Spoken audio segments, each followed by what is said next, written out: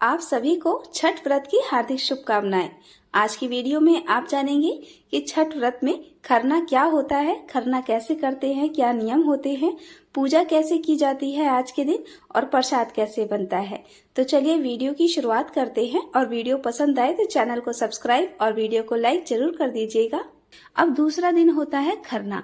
तो खरने के दिन हमें क्या करना है? तो फ्रेंड्स, खरना के दिन आप पूरे दिन ही निर्जला व्रत किया जाता है इसमें भी।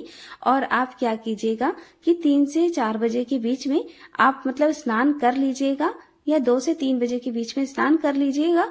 फिर एक लोटे में जल लेकर लाल चंदन मिलाकर एक लाल पुष्प उसमें डाल दीजिएगा और सूर्य नारायण भगवान को जब लाल हो जाते हैं शाम के समय, उस समय आपको सूर्य नारायण भगवान को अर्घ देना है, घी का दीपक जलाना है, सिंदूर से 6 बार तिलक भी कर देना है और वहां पे आपको 6 बार अपनी परिक्रमा भी कर लेनी है।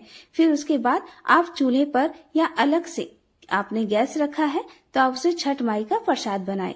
मतलब कि खरना वाले दिन शाम के समय रोटी खीर का प्रसाद ही व्रती महिलाओं को खाना होता है। उसका क्या नियम होता है कि आप 3 से 4 बजे के बीच लग जाएं और प्रसाद बनाने में, और फिर अपना 6 बजे के करीब में आप जो साड़ी खरीद के लाई है नई वाली, उसे एक पाटे पर रख दीजिए, उसमें करधनी रख दीजिए और करधनी आपको संतरे रंग की ही लेनी है, काले रंग की नहीं लेनी है। फिर इसके बाद आप उसमें 6 लौंग, 6 इलायची और 1 सिक्का, थोड़े से चावल रखकर छठ माई का खोइचा भरे।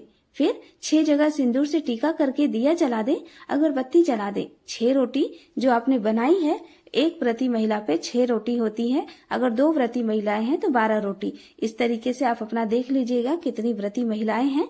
तो 6 रोटी घी लगी हुई और खीर छठ माई को भोग लगाने के लिए रख दें और छठ माई का 5 या 7 गीत आप गाएं।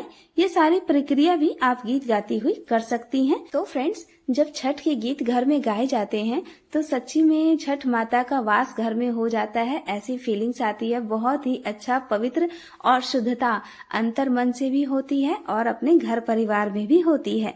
तो फ्रेंड्स, गीत गाते हुए अपनी छठ माई की साड़ी चढ़ा के अपनी पूजा पाठ आप जब शाम के समय संपन्न कर लेती हैं, तब उसके बाद आप अपना रोटी और खीर आप अपना जो भी है वो भोजन कर सकती हैं।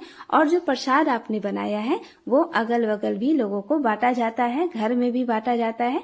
एक एक रोटी ना सही, आधी आधी रोटी भी प्रसाद के रूप में आप खीर और रोटी दे सकती हैं। खीर जो है वो आप गुड़ में ही बनाइएगा।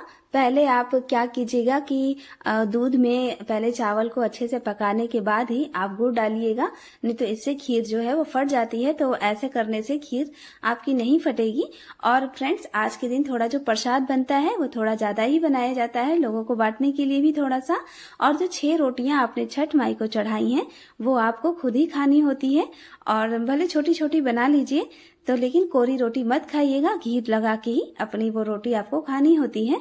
तो पूरे दिन आपको निर्जला ही रहना होता है। शाम के समय एक ही बार आप खीर रोटी खा सकती हैं और वहीं बैठे बैठे अगर आप चाहें तो चाय वगैरह भी पी सकती हैं। इसके बाद अगले दिन आपको पूरा दिन निर्जला ही रहना है, जिस दिन आपको पहला अर्घ लेना है। तो ये थी खरना से जुड़ी हुई कुछ महत्वपूर्ण जानकारी। उम्मीद करती हूँ आपको पसंद आई हो। वीडियो देखने के लिए आप सभी लोगों का बहुत बहुत धन्यवाद।